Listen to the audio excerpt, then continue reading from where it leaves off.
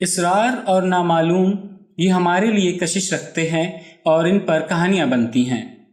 مثلاً اہرام مصر کسی قدیم زمانے کی جدید تہذیب نے بنائے ہیں۔ قبرستان میں سنائی دینے والی آواز آسیب کی ہوتی ہے۔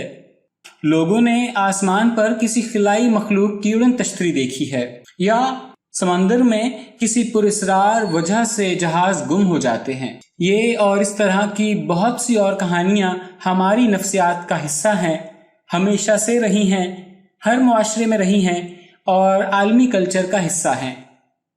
ایسی ہی ایک کہانی موت کی وادی کے پراسرار پتھروں کی ہے۔ ڈیتھ ویلی امریکی ریاست کیلیفورنیا کی صحرائی وادی ہے۔ اس میں ریس ٹریک پلایا وہ علاقہ ہے جو ایک پرانی اور خشک ہو جانے والی جھیل کی تہہ ہے، اور اس پر موجود درجنوں پتھر اسی قسم کا اصرار رکھتے تھے۔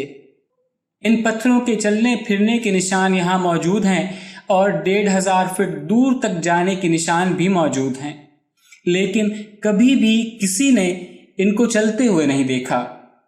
پھر یہ نشان کہاں سے آئے؟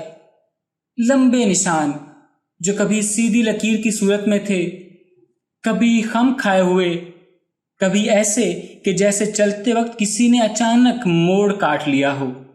جو پراسرار ہو جاتا ہے اس پر کہانیاں بن جاتی ہیں۔ چلتے پھرتے پتھروں کی بھی بہت سی داستانیں بنی، اور ایک مدت تک سائنسدان اس کا جواب دینے سے قاصر رہے۔ ان پتھروں کے پیچھے توانائی کے پراسرار اور انجانے فیلڈ یا پراسرار مخلوق جیسی کہانیوں سے آگے بڑھ کر وضاحت کرنے کی پہلی کوشش 1948 کے دو جیولوجسٹ نے کی۔ مک ایلسٹر اور ایلن لیگنیو نے تجویز کیا کہ یہاں پر بارش کا پانی کھڑا ہو جاتا ہے اور اس وقت چلنے والے طوفان ان کو ہلا سکتے ہیں۔ 4 سال بعد اس پر کیا گیا تجربہ، جو جہاز کے پنکھوں کی مدد سے کیا گیا تھا، مثبت یا منفی کچھ خاص نتائج نہ دے سکا۔ پھر 70 کی دہائی میں رابرٹ شارپ اور کیری نے کئی برسوں کا وقت اور محنت لگائی اور ان پر تجربات کیے۔ یہ تجربات برف پر کیے گئے تھے۔ انہوں نے کئی سالوں میں 30 پتھروں کی حرکات نوٹ کی۔ کیا ان کو برف ہلاتی ہے؟ اس کا تجربہ کرنے کے لیے انہوں نے پتھروں کے گرد لکڑی گاڑی۔ کچھ پتھر پھر بھی حرکت کر گئے۔ آئس شیٹ تھیوری غلط ثابت ہو گئی۔ پھر اس کا جواب ڈھونڈنے میں ہمیں زمین سے باہر سے مدد لینا پڑی۔ ناسا کے سائنسدان رالف رولینز کو اس وادی پر تحقیق میں دلچسپی تھی، کیونکہ اس طرح کی سطح زحل کے چاند ٹائٹن سے مشابہ ہے۔ اس تحقیق کے دوران انہوں نے ان پتھروں کے راز سے پردہ اٹھانے کی ٹھانی۔ پہلا تجربہ انہوں نے اپنی لیبارٹری میں سیٹ کیا۔ دوسری طرف کچھ پتھروں پر GPS ٹریکر نصب کیا اور ان کا راز پا لیا۔ وہ راز یہ تھا کہ سرد رات میں پتھروں کے گرد نمی جم جاتی ہے۔ برف کی بہت پتلی سی تہ زمین پر اور پتھروں میں آپسی فرکشن کو بہت ہی کم کر دیتی ہے۔ اس دوران چلنے والی ہوا بآسانی پتھروں کو سرکا دیتی ہے اور تیز ہوا بڑے فاصلے تک ایسا کر سکتی ہے۔ چونکہ تہ باریک ہے، اس لیے یہ حرکت خشک کیچڑ پر نشان چھوڑتی چلی جاتی ہے۔ اس تجربے نے آئس رافٹ تھیوری کو ٹھیک ثابت کر کے بڑی حد تک اس کے اسرار کی وضاحت کر دی۔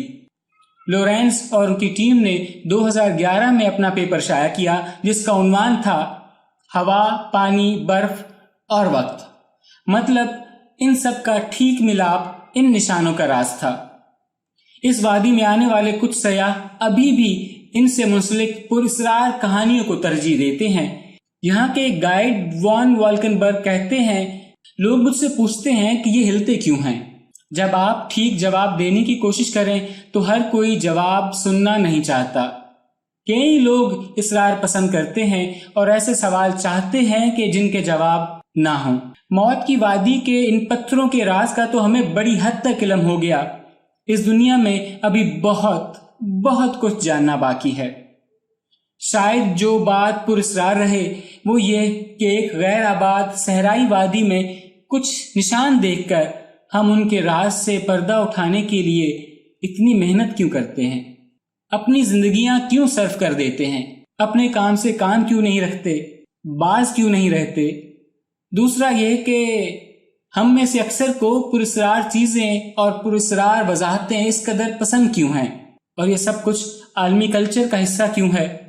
موت کی وادی کے پراسرار پتھروں کی یہ کہانی ان پتھروں سے زیادہ ہمارے اپنے اسرار کی کہانی ہے۔ مجھے امید ہے کہ میری آج کی ویڈیو آپ کو پسند آئی ہوگی۔ ویڈیو پسند آئے تو لائک اور شیئر ضرور کیجیے گا تاکہ یہ معلومات دوسرے لوگوں تک بھی پہنچ جائیں، اور ایسی مزید ویڈیوز دیکھتے رہنے کے لیے میرا چینل سبسکرائب کر لیں اور ساتھ موجود بیل کے آئیکن کو پریس کر دینے سے میری آنے والی ہر ویڈیو آپ تک بر وقت پہنچتی رہے گی۔ ویڈیو دیکھنے کا بہت شکریہ۔ ملتے ہیں کسی اگلی ویڈیو میں، تب تک کے لیے اللہ حافظ۔